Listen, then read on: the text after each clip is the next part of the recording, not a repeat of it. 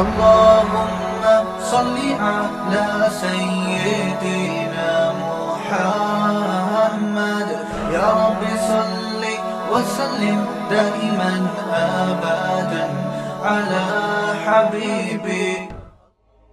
لفظوں میں اسلام کو ڈیفائن کیا ہے کہ کلو من الطیبات، پاکیزہ کھاؤ اور عمل بھی پاکیزہ کرو.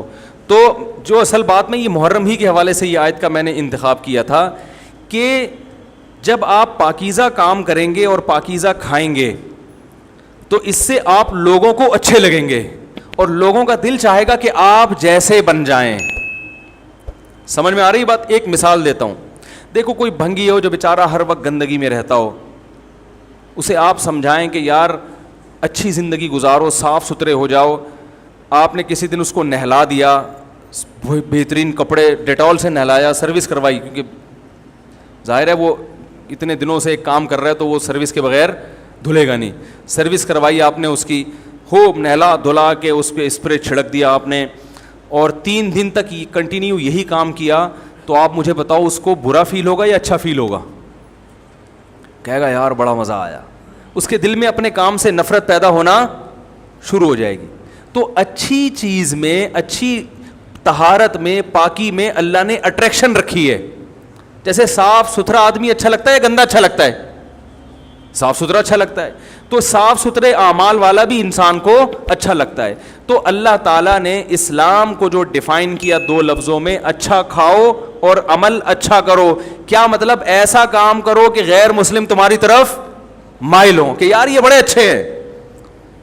تو کوئی ایسی رسم اسلام میں جس کو دیکھ کر وحشت ہوتی ہو، اس کا مطلب ہے وہ اسلام، بولو بھائی، نہیں ہے. کوئی بھی آپ ایسا عمل کر رہے ہیں، لیبل اسلام کا لگا رہے ہیں، مگر اسے دیکھ کر غیر مسلم کو گھنٹوں گھنٹوں سمجھانا پڑتا ہے یہ کیوں ہو رہا ہے، اس کا مطلب ہے کہ یہ اسلام، بولو نا بھائی، نہیں ہے. تو آپ مجھے بتاؤ محرم میں جو کچھ ہو رہا ہے، کیا یہ غیر مسلم کو اسلام کی طرف مائل کرے گا؟ یہ عمل ہے بھائی؟ یعنی کوئی غیر مسلم اسے دیکھ کے مسلمان ہوگا کہ یار ماشاءاللہ بڑا زبردست اسلام ہے؟ افسوس ہمیں اس پر ہے کہ دیکھو جن کا مسلک ہے، جن کا فقہ ہے، وہ جو کچھ کر رہے ہیں انہیں کرنے دو. اپنے بارے میں یہ فیصلہ کرو کہ ہم سنی ہیں یا شیعہ ہیں. فرقے شروع سے چلے آ رہے ہیں نا، شیعہ اور سنی، ختم کرنا تو ممکن نہیں ہے. تو حضرت عیسیٰ علیہ السلام جب نازل ہوں گے تو تلوار کی زور سے تمام فرقوں کو ختم کر دیں گے. تو جو کام عیسیٰ علیہ السلام کا ہے وہ خود کرنے کی کوشش نہ کرو، جو حضرت مہدی کا کام ہے وہ خود کرنے کی کوشش نہ کرو. ہم کسی فرقے کو ختم نہیں کر سکتے، لیکن ہم اپنے آپ کو ڈیفائن کر سکتے ہیں. ہم یہ بتا سکتے ہیں کہ ہماری رائے میں صحیح کیا ہے. تو میرے بھائی، نبی صلی اللہ علیہ وسلم نے فرمایا 73 فرقوں میں سے ایک جنتی ہے. تو یا تو ادھر چلے جاؤ، یا بولتے کیوں نہیں؟ ابھی نہیں بول رہے تو پھر عمل کیسے کرو گے؟ یا تو پورے ادھر چلے جاؤ یا پورے ادھر آ جاؤ. مجھے خدا کی قسم اس پر کوئی اشکال نہیں ہوتا کہ شیعہ لوگ ماتم کیوں کر رہے ہیں، شیعہ لوگ یہ سب کچھ کیوں کر رہے ہیں، وہ جو ہے وہ مرثیے کیوں پڑھ رہے ہیں. مجھے اس پر اشکال نہیں ہوتا. ان کے دلائل ہوں گے ان کے پاس، ان کے علماء ان کو بتاتے ہیں. وہ کب کہتے ہیں کہ ہم سنی ہیں؟ وہ کب کہتے ہیں کہ ہم صحابہ کو حجت سمجھتے ہیں؟ ایک چیز کا انہوں نے دعویٰ ہی نہیں کیا تو ہم ان پر وہ کیوں تھوپیں ان کے سر پہ؟ لیکن میں آپ کی بات کر رہا ہوں، میں ان لوگوں کی بات کر رہا ہوں جو اپنے آپ کو سنی کہتے ہیں. تو بھائی پھر سنی ہو تو جو اہل سنت والجماعت کے جو چاروں مکاتب فکر ہیں، حنفی، مالکی، شافعی، حنبلی، اہل سنت کے ہیں نا، ان کی کتابوں میں کہیں بھی اس طرح کی کوئی چیز، بولو بھائی، نہیں ہے. ماتم کرنا اہل سنت کے ہاں جائز نہیں ہے. نبی صلی اللہ علیہ وسلم نے میت پر چیخو پکار کرنے کو حرام قرار دیا ہے. نوحہ کو جو میت پہ رونا پیٹنا ہوتا ہے، گریبان چاک کرنا، اس عمل پر آپ صلی اللہ علیہ وسلم نے لعنت فرمائی ہے. صحیح بخاری صحیح مسلم کی حدیثیں ہیں. حضرت جعفر طیار رضی اللہ تعالی عنہ نبی کے سگے چچا زاد بھائی میدان جنگ میں شہید ہوئے. 4 بیویاں بیوہ ہوئی ہیں، چھوٹے چھوٹے بچے یتیم ہو گئے. آپ نے ان کی بیویوں کو زور سے رونے کی اجازت نہیں دی.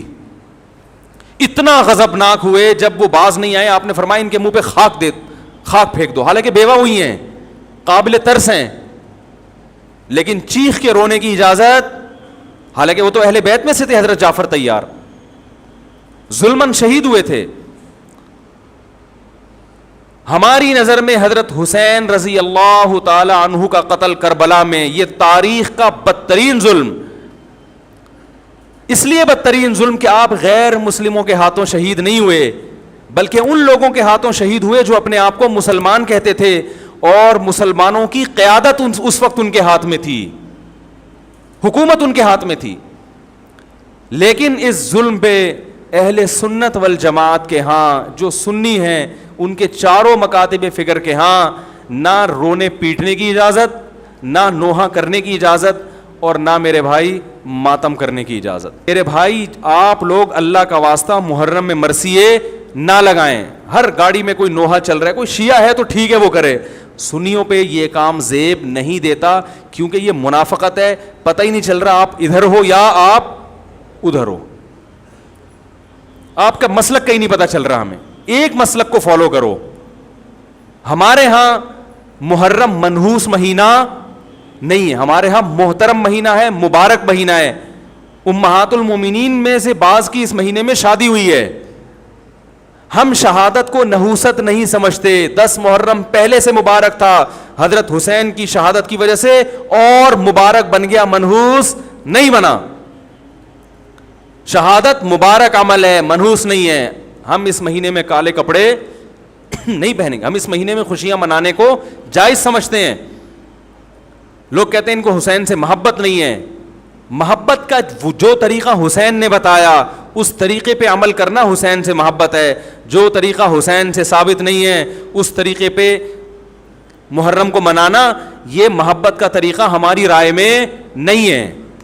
سمجھ میں آ رہی ہے بات کہ نہیں آ رہی ہے؟ اور ایک میں وضاحت کر کے بیان کو ختم کروں. بھائی یہ کوشش کریں گے نا اس کی, محرم نہ منحوس مہینہ ہے, نہ اس میں بلائیں نازل ہوتی ہیں, اس میں خوشیاں منانا بھی جائز ہے, اس میں نکاح کرنا شادی کرنا بھی درست ہے. یہ جو مشہور ہے محرم کی شادی ناکام ہوتی ہے 100% غلط ہے. جو شیعہ حضرات ہیں وہ بچیں اس سے.